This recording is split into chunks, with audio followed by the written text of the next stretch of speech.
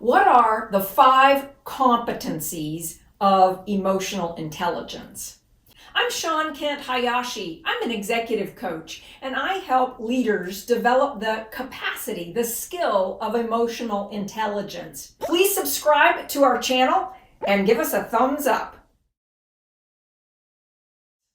So when we have very high levels of emotional intelligence, we are self-aware. We're able to identify what is it that I am feeling in the moment. And then we're able to self-regulate, meaning now that I'm aware of what I'm feeling, how do I want to use that emotion?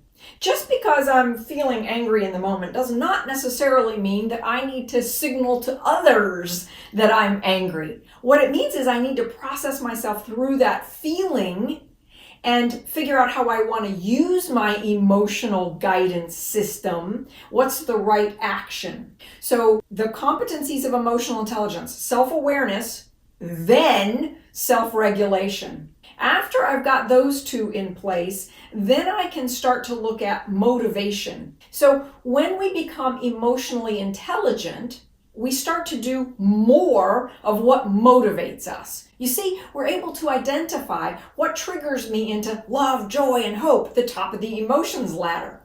And when I begin to think about that, I can say yes to the projects that are more likely to trigger me into the higher end of the emotional scale. What triggers me in my work to really feel joy and meaning? Do more of that, and you'll start to move up the emotions ladder. This is the motivation connection. So self-awareness, self-regulation, motivation.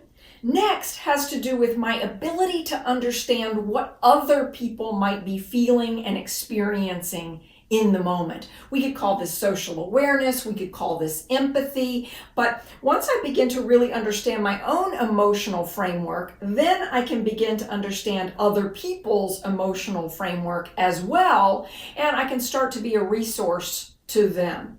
I can be a good sounding board. I can be empathetic, sympathetic. I can connect in a heartfelt, emotional way. Have you ever met somebody who you realized, wow, I don't feel like I can connect to that person on an emotional level? Or you think, why does this person never speak from their heart? They only speak from their head.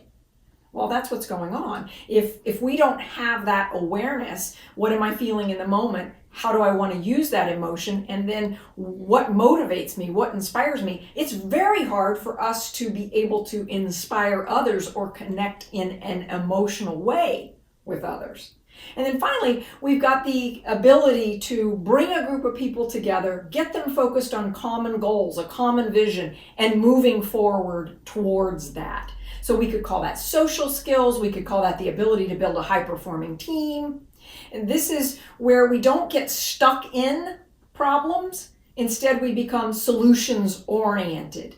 We recognize that not only do I have an emotional guidance system, but so does everyone else. And when we work together as a team, when we have clear common goals and accountabilities, and we move forward towards solutions with each other, we're going to create a high-performing team, and we're going to see emotional intelligence in action. So these are the capabilities, the capacities that someone who is highly emotionally intelligent has developed already.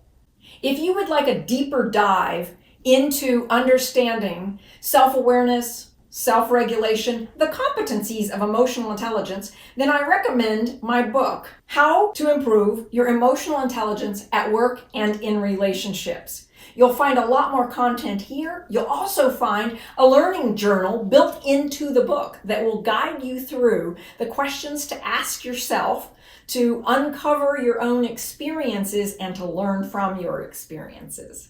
Thank you for joining me today. I look forward to seeing you in the next video.